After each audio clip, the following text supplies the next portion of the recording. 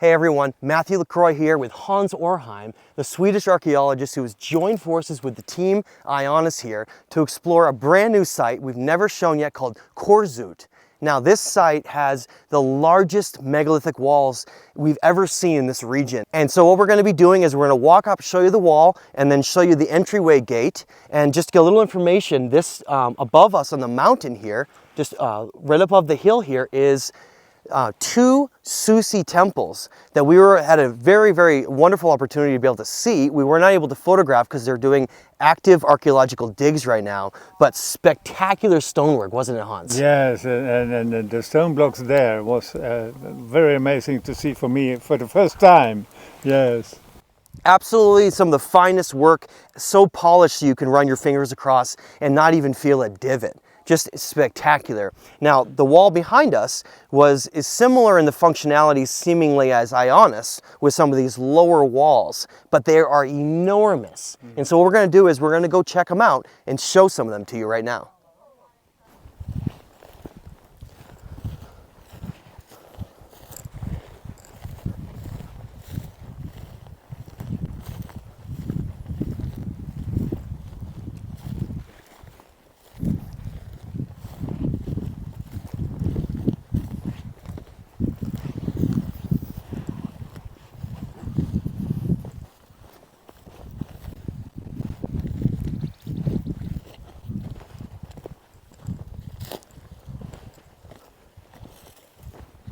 Wow, just amazing.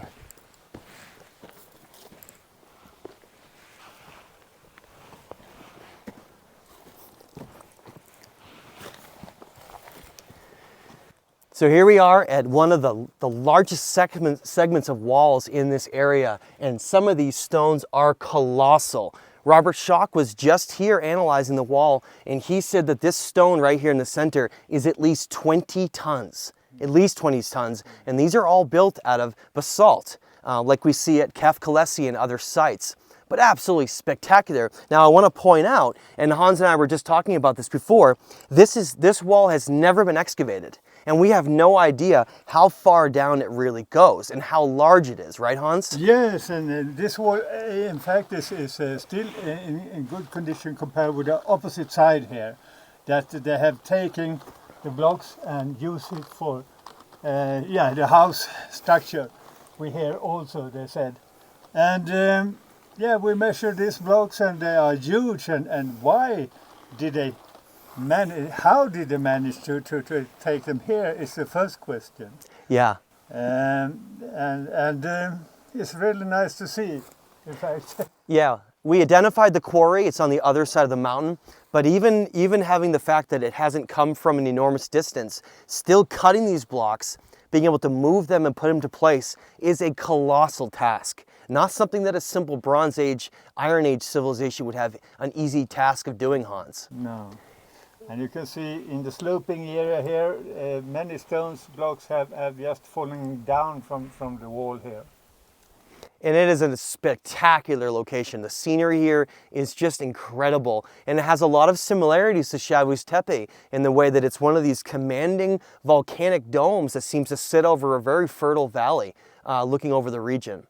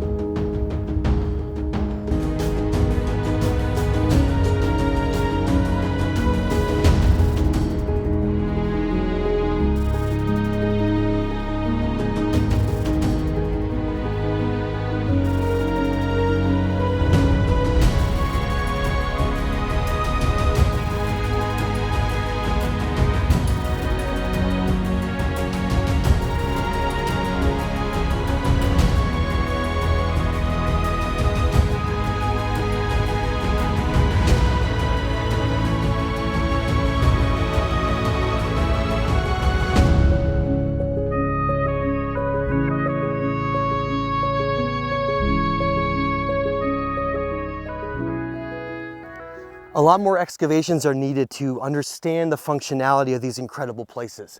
How do these Susi temples function? How do these walls function? Why create the enormous amount of effort put into making these if they weren't for fortification? What was their function? Was this similar to Saskatchewan, some kind of an energetic purpose, vibration purpose? We don't know.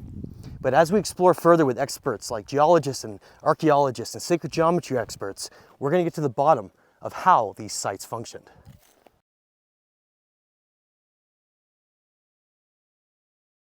Welcome to Çavuştepe, located southeast of Lake Van, about 45 minutes from the actual city of Van. On this trip, we'll be exploring the entire mountain that Çavuştepe is located on, which is quite extensive, with ruins that span nearly half a mile across the summits. I'll be including both narration and on-site analysis, so people can experience this incredible location for themselves.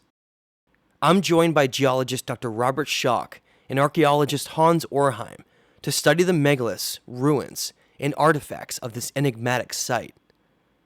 Only partially excavated, beginning in the early 1960s, it provides a unique opportunity to see spectacular megalithic stone masonry and mysterious artifacts that are still partially buried and waiting to be discovered.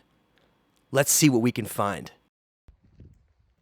Here you can see Hans Oreheim and I exploring the first set of megalithic ruins, now not built out of the type of material that we are traditionally looking for in these sites, the basalt and the andesite, but rather a type of localized quartz limestone, which is forming the bedrock that we are standing on right now. But as you can see, still some fine stonework, well cut and put together, very, very impressive in its own way, and shows evidence of damage on the front surface.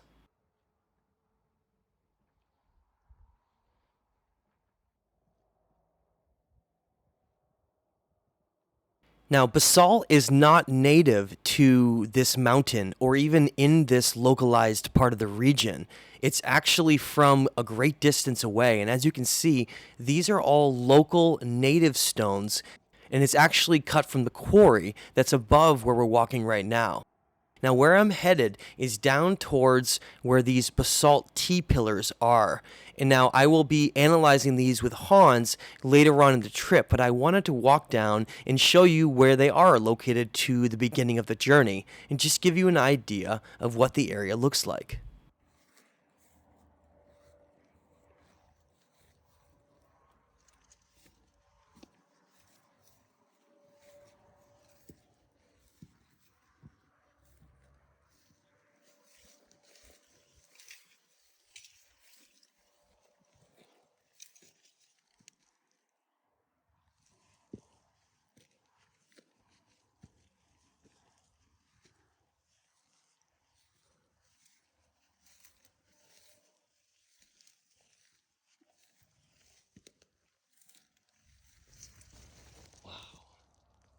Now, if you remember from the last trip to Çavuştepe, this is where I came across the first T-pillar, a very exciting moment for me, because I had only thought that there were two sitting up above and not these ones in situ sticking out of the ground like this. So certainly a very exciting moment, but here you can see one of these 7 to 10 ton basalt T-pillars, and there are numerous other ones up on the hill.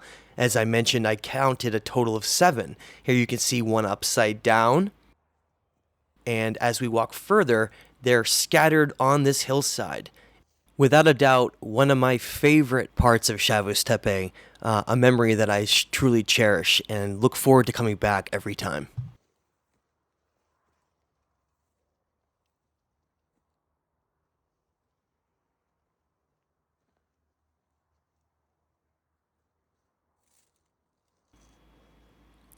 Now, these last two T-pillars up on this little hillside were the original ones that I had seen in some photographs from some of the tours that were there, and this is one of the things that actually brought me to this area of great interest.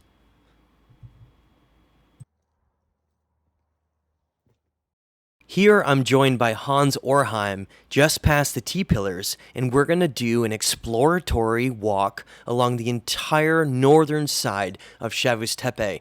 an area that I've never explored before or have any understanding of what we might find. And so while we're walking along this very steep slope, actually kind of dangerous in a few spots, keep an eye out for any basalt, any T-pillars, and any kind of basalt blocks along the way, or anything that is mysterious that may connect to an earlier time. Along the way, make sure you look closely, and if you see any of those types of stones or anything that you want to point out, make sure you leave some comments for me, because I wanted to take the audience on an exploratory trip to see what we can find together.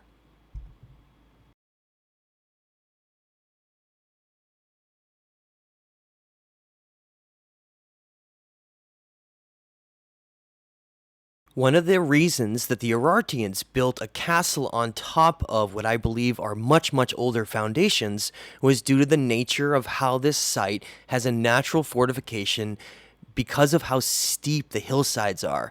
Now, it may not come across in the video, but they're actually very, very vertical, and Hans and I had to be careful not to fall and tumble down the hill. But again, a very, very enigmatic and mysterious place that has a much older history that I believe is hidden just beneath the surface.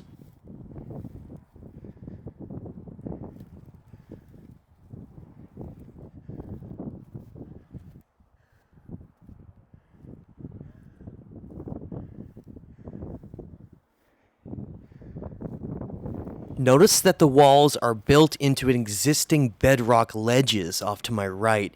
This is something that we see not only for fortification purposes, but in some of the older work, some of the basalt and some of the andesite we find, especially at places like Ionis, we see this relationship with this natural earthen bedrock type of formations building right into the sides of them.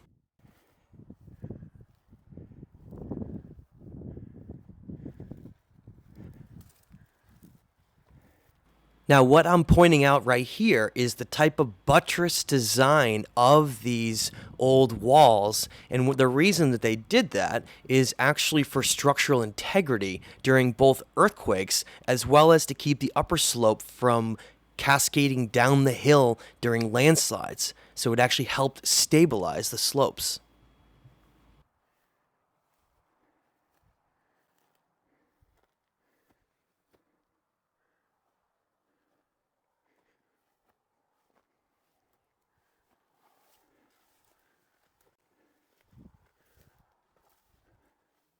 Now, even though these may not be basalt and andesite, they're still finely cut and put into place.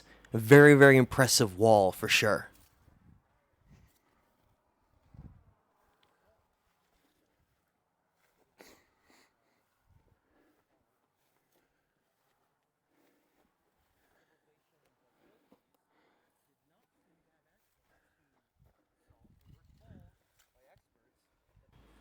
Just double checking to make sure Hans didn't tumble down the hill. But it's certainly an incredible place to explore.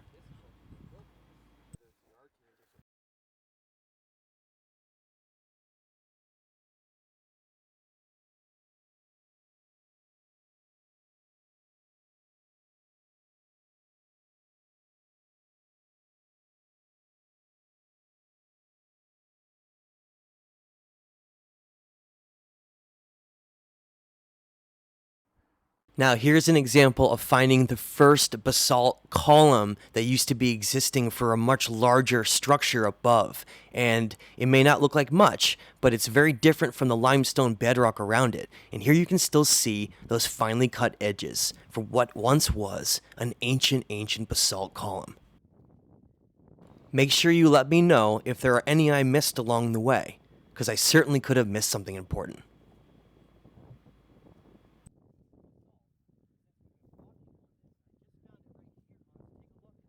There's your incredibly smooth edge on one corner that obviously had fractured off and broken.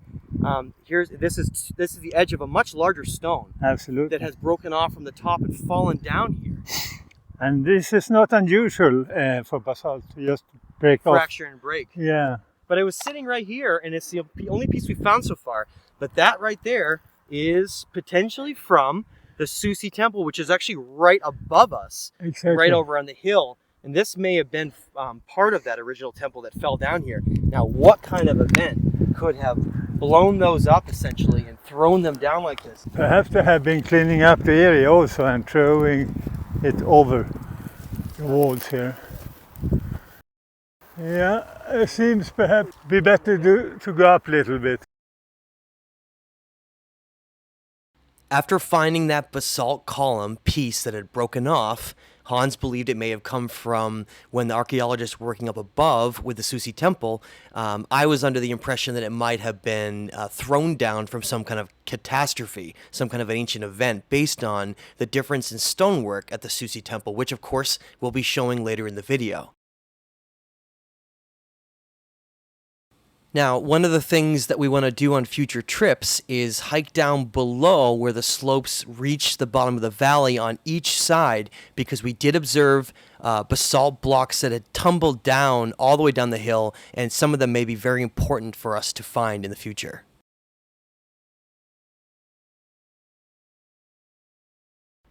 Here you can see the steepest part of the entire slope. We had to be very, very careful as it was a lot of loose rock and quite slippery in spots.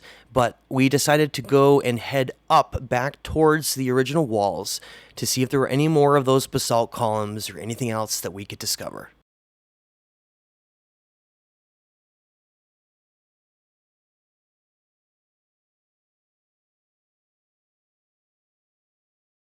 Here I am checking some stones that looked like they had cuts, but they're actually just a type of sandstone that had fractured off into squares.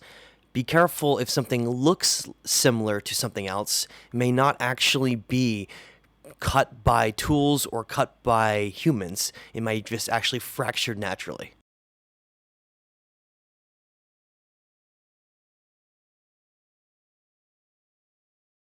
Now, to my right, we actually find a whole structure that we had not been aware of, even looking at satellite imagery. And after studying it and looking at all the pithos jars inside, I believe it was part of an old storage area, likely during the Urartian time period. But either way, a very, very neat area to explore, full of artifacts. As I said, you can see all of these pottery shards strewn and littered throughout this, which is why I believe it was a storage area.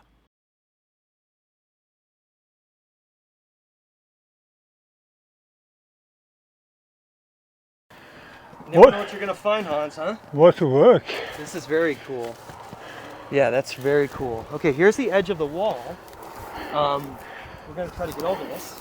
After this area, we didn't find anything really of interest beyond this and decided to move to the east part of Çavuştepe and go up to an entirely new area that I've never shown, which has a Haldi Susi temple at the top and a very, very interesting Urartian bedrock area that I believe was part of a sacrificing area for them. But here you can see Robert Schoch, Hans, and Jenny coming up the hill as we're heading up to explore a new area.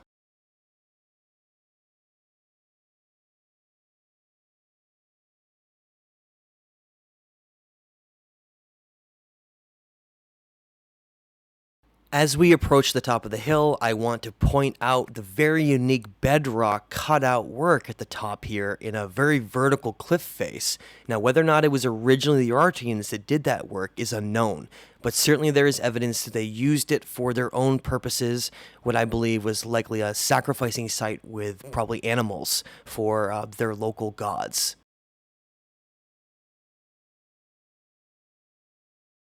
And as you can see, the landscape surrounding it, looking at the Taurus Mountains in the distance, is absolutely spectacular. It's one of the most beautiful ancient sites I've ever been to.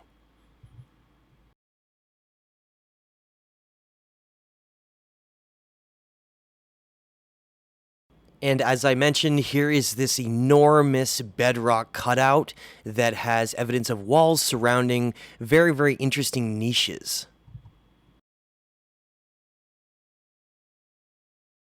Just above that bedrock cutout area, Hans has called me over to look at something that he's seen at the bottom of the slope, what may be an important artifact clearly made out of basalt, something that we're going to try to figure out how to get down to and analyze.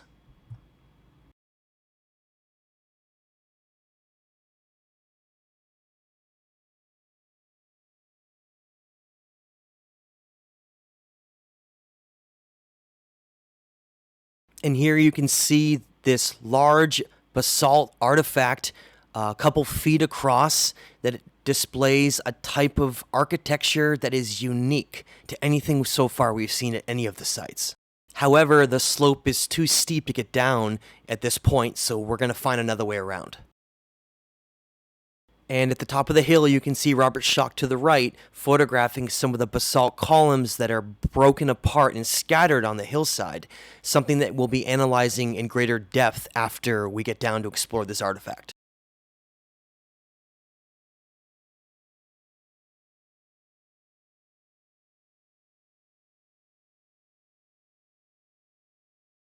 Here's an example of another broken basalt column.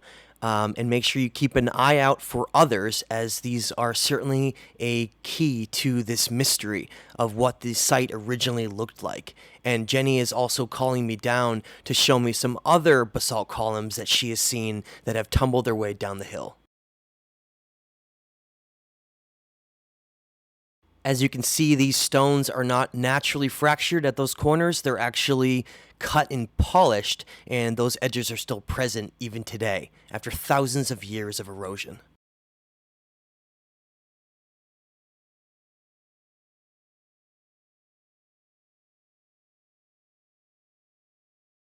As I continue down the hill, heading towards Hans, who has already made his way down to the artifact, make sure you look out for any other basalt columns or anything of interest, and let me know in the comments if you see anything.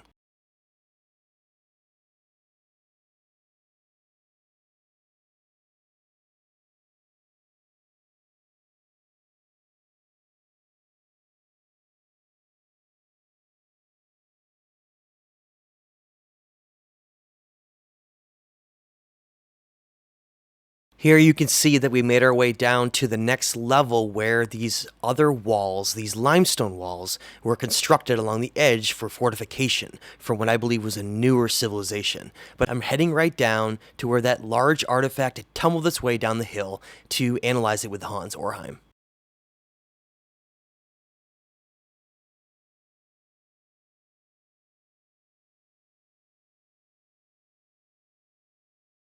And here yet again is another fractured piece of basalt, and before people might think that it's a naturally eroded stone that comes out of the hillside, there is no native basalt to this area. So any of basalt we see came from a greater distance that was incorporated into existing structures and fractured and broke off long ago.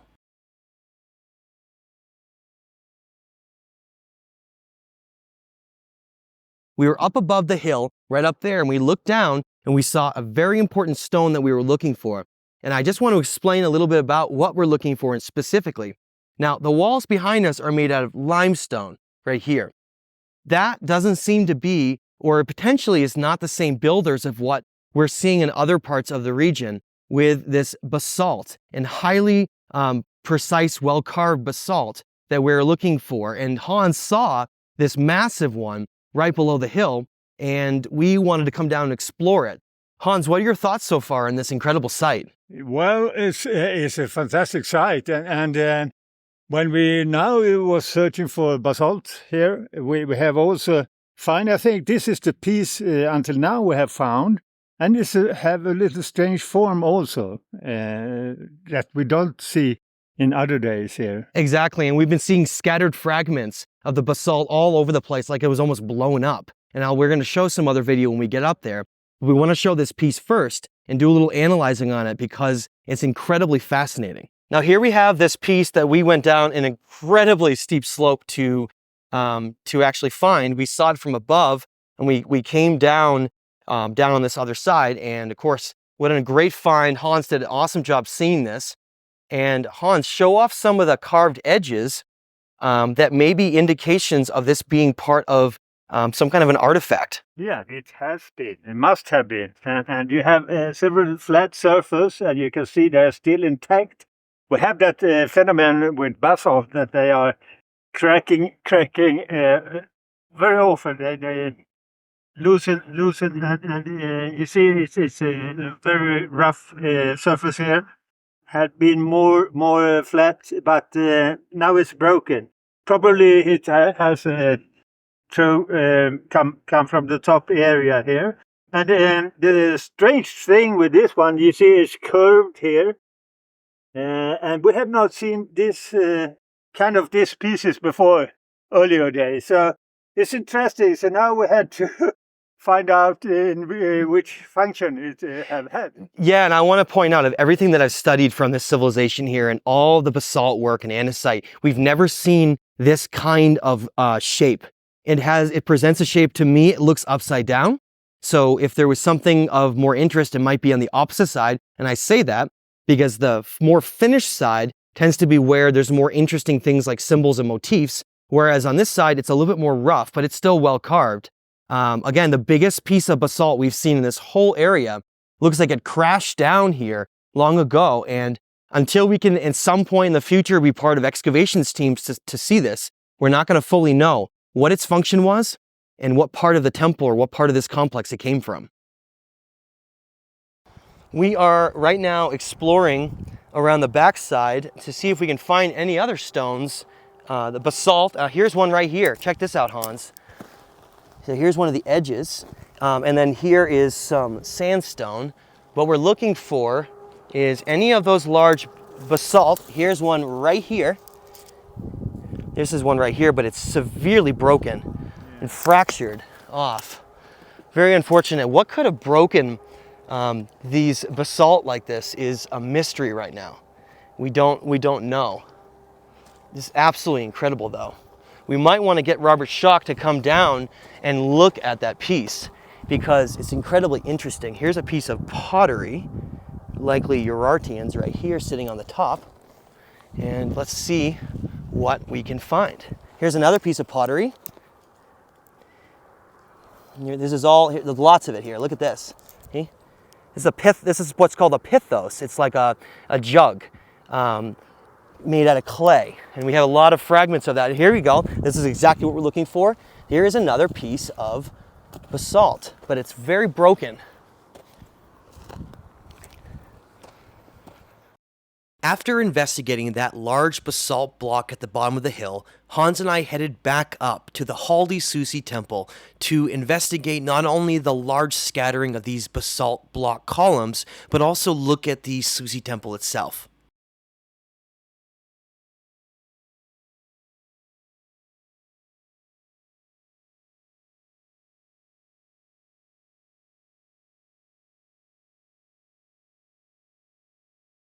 Last time we visited this site, it was covered in very, very thick grass and flowers, and so we were not able to analyze it like we are now. But with the ground relatively bare and open, it gives us a chance to not only get a detailed look at the Susi temple, but explore some of the mysteries of these basalt columns that are scattered all over the ground.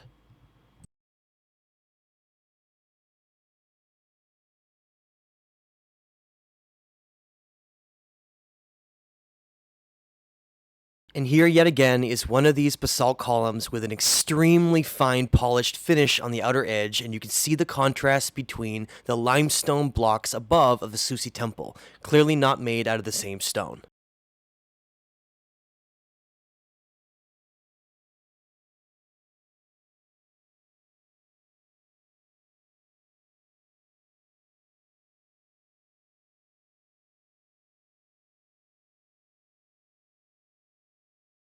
And as we explore this upper Susi temple, I want you to recognize the limestone type of design that we see present here versus the basalt. Clearly very different in their design and potentially even their age. And here's another block right here, again very, very fragmented and broken from some kind of an ancient event.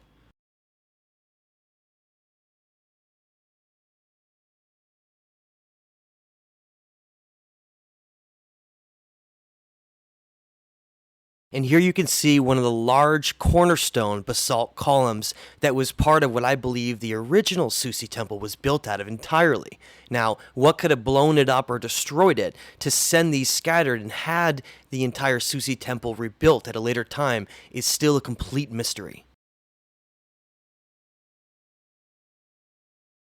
And here you can see Jenny standing in front of the entrance to the Susi temple with what looks like more recent reconstruction during the Urartian period that no longer displays the triptych 3 doorway beveled edge we see as a signature to these Susi temples, and we don't see a lot of evidence of the original basalt stonework at all, and all we really see is the limestone work. But still an incredibly interesting site to explore and try to unlock its mysteries.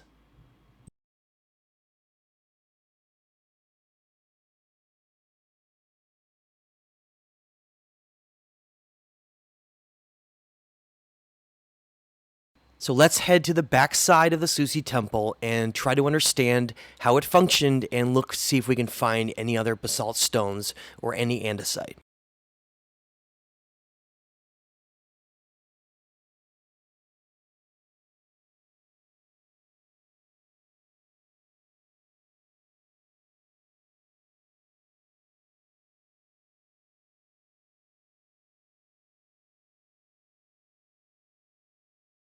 And here we have another basalt column with a finely cut, polished edge, part of a cornerstone of what may have been the original foundation.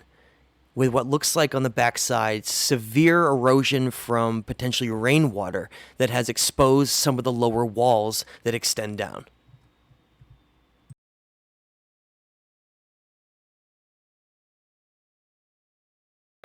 And I want to show you in the upper part.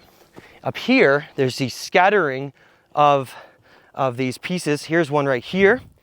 This is all basalt on this top part. Here, these are the original cornerstones, which are likely made up this entire Haldi Susi temple right here. But none of it is left in its original form. They were scattered and broken everywhere, and then this looks like it was rebuilt.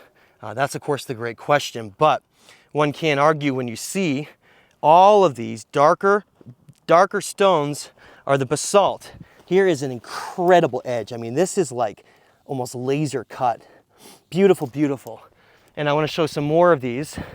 Here's another cornerstone, another one here. And then here is another beautiful cornerstone. And when we go to the other Susi temple, it still has some of the original basalt part of the structure. And so we'll be able to do a closer analysis, but these are so well cut and polished, it's just incredible. It's like you can't even feel any abrasion at all. And of course, there's no inscriptions, there's no cuneiform. One of the things that we're considering and looking at is whether or not all the cuneiform is from the Urartians. But here again is those beautiful pieces that are almost blown up because they were much, much larger originally. And they're just all fragmented through this area. And we don't know why. But it's a beautiful site, and the mysteries and exploring of this location and how old it is will continue. Fascinating, just fascinating. So here we are, we hiked back down from that upper Haldi temple area we were in, and we're back down to where we started, and I wanted to show you just to the south of where the T-pillars are, another basalt wall, one of the original foundations, I believe, that was never excavated, that's sticking out of the ground in one corner. Why only one corner would remain when the rest is all built up with limestone is a mystery. Were those stones being reused somewhere else, and this is the only section that survived? We don't know. But here we are coming up to that upper wall, and I want you to see the difference between the limestone megalithic work to your right and this other wall.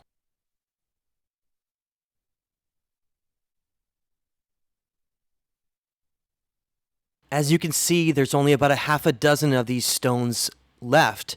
However, they are still just barely sticking out of the ground, and the real question is how far down do they go and how much more of this basalt wall exists. But I want you to notice that the finish on them is much finer than the other stones around them.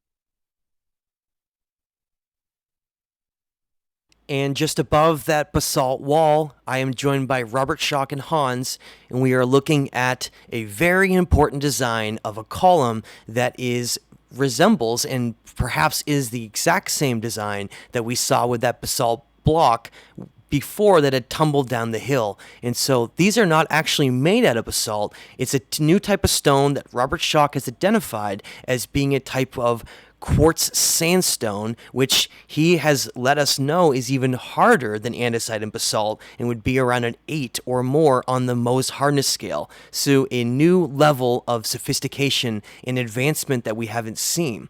But the thing I want to point out is that unlike the type of pillar design that we see at Kefkalesi and Ionis, these have a type of circular design that is still somewhat of a mystery to us today.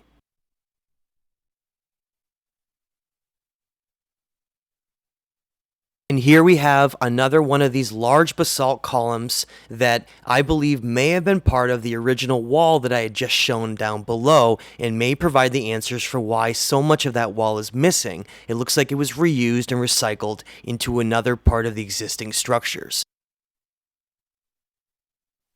After examining that lower wall down below with those columns, I'm joined by Robert Schoch and Hans once again to head to the Susi temple, arguably the most famous part of Çavuştepe, with those unbelievably finely cut and polished basalt blocks that are part of the entryway to the Susi temple. Truly a remarkable and incredible sight.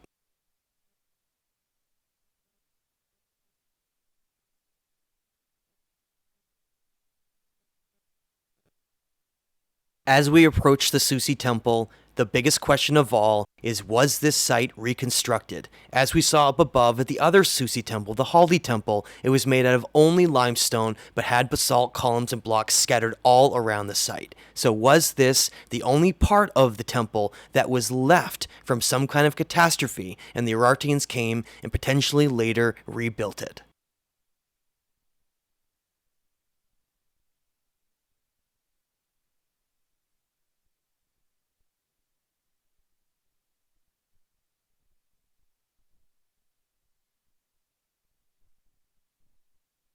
And here you can see the differences in stonework with what was a recreated part of this Susi temple with the unbelievably polished and highly refined inner part with the basalt blocks. And here you have the 3 columns that are part of that triptych entrance that we see at Ionis and we see at other sites around the region, certainly part of this great mystery, but arguably one of the finest megalithic stonemasonry temples in the world.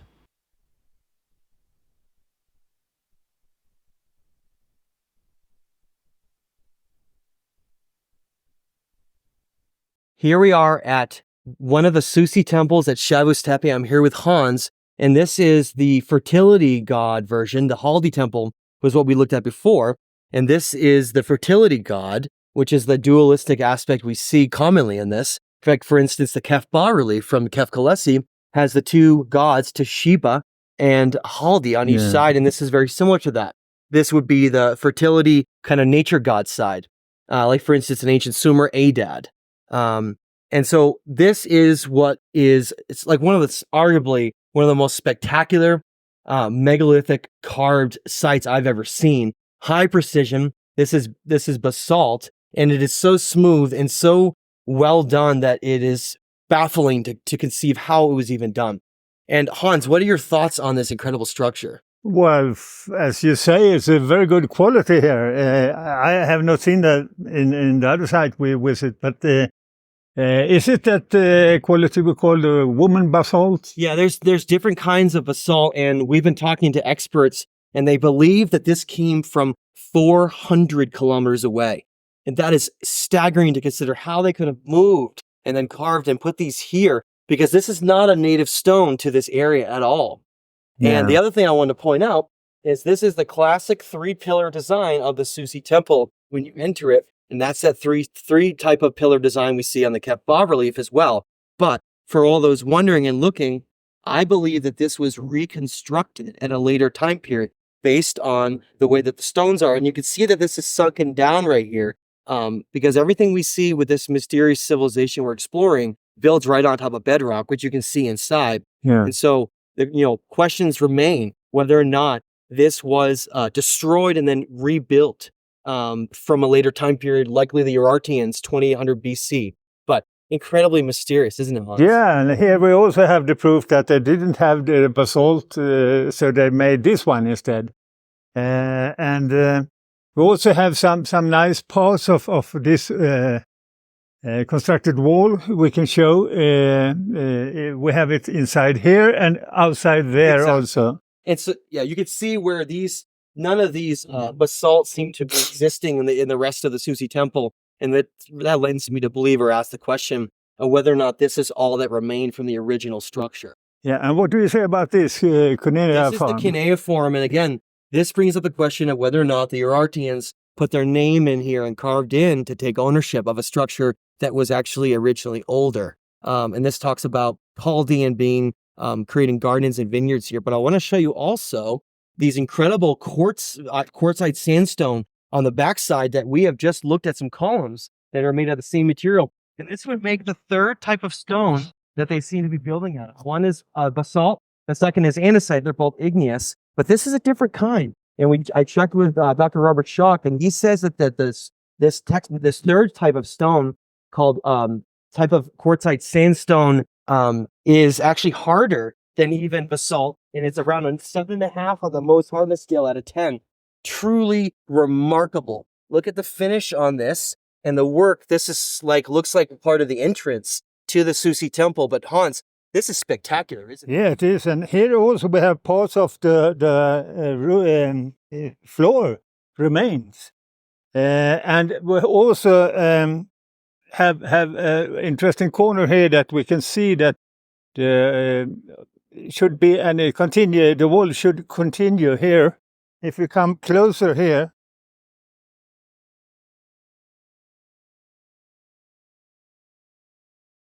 you can see. These are those edges we see all over the place. Yeah. And from the beginning, I suppose it had been more basalt blocks going all the way here. Right. You can see the difference in building styles. Right? Yeah. And then you have these limestone blocks that are just very different. They're not anywhere near the same quality. This is the local material that they had from here. And it would make more sense. If you had a culture that was more an Iron Age or a Bronze Age, they wouldn't have had access to basalt so far away. They would have had to build out of the local material. Yeah. Shall we look on the corner here also, just to show the same thing? The same type of design as well, yes. Yes, and how they have tried to fit in it. It's a corner inside the temple here. And they use this one, but they leave this under block here. But here they have cut out everything to close it up better. Looks like reconstruction attempts. Yeah, absolutely. But this is what's called the Susi temple. It's a very important design. Of course, we see it at Ionis, and we weren't able to film in Ionis on this trip, but we will be upcoming in other trips. But this gives you an idea of this is the bedrock on the bottom where those stones would have fitted on top of originally. They always seem to build on top of this bedrock, Hans. Yes, and they are not afraid to go down in the bedrock also, because we can see from here all around the way. This is the bedrock actually carved down into. Yeah. And so they have a very, seems like they're working right down into the earth to create these. Yeah, what a work. Absolutely. This is a very, very hard quartzite limestone. Yeah. It'd be very difficult to carve. And of course here, look at the difference in the limestone. Look at how eroded it is from rainwater and others. It's completely different than the other stone material we see here. Yeah. A lot of mysteries remain, but what we're going to do now is we're going to go show you some of these incredible T-pillars, these basalt T-pillars, another part of this mystery. Where we are right now is the area of the concentration of these basalt T-pillars, which of course is an incredibly important motif on the Kef bas-relief that we got a chance to look at some examples near Kef Kalesi that we will at some point be able to release footage of. Yeah. But I wanted to show you these and get a chance to talk about them a little bit. We have 2 pillars up here and then about 5 below us here. So let's take a look at these first. Up the hill here.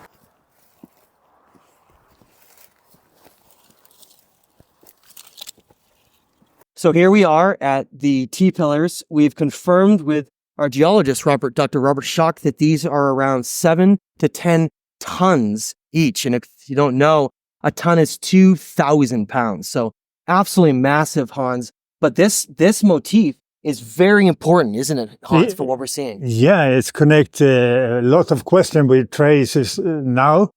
We have the Kefbach's relief you mentioned, and the T-pillar depicted on them, yeah? Yes. So that's one part of it, yeah. And when we were in the field, we actually found some stones that were broken, large stones that had this T-pillar design carved right into the rock. Yeah, and the best thing afterwards was that we understand that was a piece of a whole box. Right. Yeah. And it was fragmented and broken, and it was still on site. And it was very cool to find that in the field and see that. Very exciting. But these are what they look like in totality. There's one of these held in the Vaughan Museum, and the rest of them, as far as we know, remain here. And they're just lying here in situ. Now, whether or not these were here originally during their functionality, I highly doubt that. In fact, we don't even know how these were displayed and how they were used. Traditional archaeology tells us these are what were called false windows, but there are no holes underneath to be windows. This is in fact one upside down that shows you what the bottom looks like. So I think it's an important artifact that was held within the temples, because this teaching, I think, embodies this aspect of three levels with a balanced completion at the top. And of course, we're going to be exploring this motif in Menorca, Spain, in the near future when we go. Yeah. And it's something very important that I think is part of a very significant teaching and understanding to this civilization that represented potentially higher states of consciousness and connection with the three doorways, the triptych doorway concept we see all around the world. And it is now here condensed in a single symbol, which is very, very interesting to me. Yeah, and it seems that they just dropped them off down the sloping here. And that's like they discarded them, huh? Yeah, absolutely. It was an old religion for this above here. Yeah, it seems like it was part of an old religion for the culture, the civilization that I'm calling the Ararat, that seemed to precede, or that I'm believing preceded the Urartian culture by many, many thousands of years. Now, what happened to them when they existed? We're still exploring that mystery. Yeah. And now we will count how many we have in this sloping area then, yeah? Yeah, now what we're going to do is go down the slope and look at some of the other ones for examples. Now here is one of the best examples. It's my personal favorite of these T-pillars, the way it's sticking out of the ground. It's very dramatic, still partially buried under the ground. But this is, again, the same T-pillar that we were looking at, the same design before, and yet these still remain here and have gotten very little interest from archaeologists throughout history, since at least 1960s, when this site was first excavated, was when these were documented and found.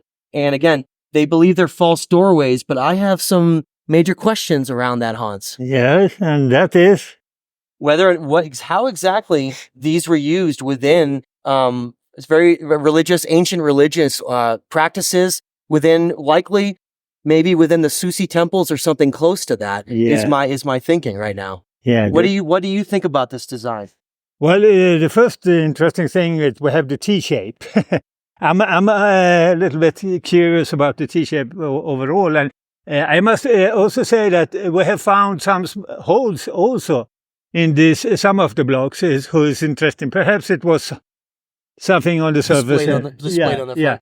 But the three steps we see all over the world in where we going to see in Menorca and the T-shaped form, exactly. And also in Peru and in Bolivia, and we have it in Egypt. And the false door is appear everywhere in the oldest culture we have all around the world. That's right. Yeah. And for people that are obviously very interested in sites like Göbekli Tepe, they also have those massive T-pillars there, as well as, of course, we mentioned before, Menorca and the Balearic Islands in the Mediterranean that we'll be exploring now. What that motif, I believe represents balance and totality of a higher consciousness and connection, but we're going to be exploring that to find out. Yeah, and I must also say that Göbekli Tepe is, we can mention, 12,500 years now.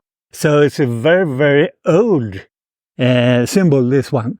Exactly. Now, the question is, were these created long before Göbekli Tepe? That would make them somewhat potentially the oldest artifacts in the world. Yes. Now, how could it survive? Well, for those who don't know, basalt is one of the hardest stones. It's around 6.5 to 7, sometimes even higher than 7, depending on the content and where the basalt comes from.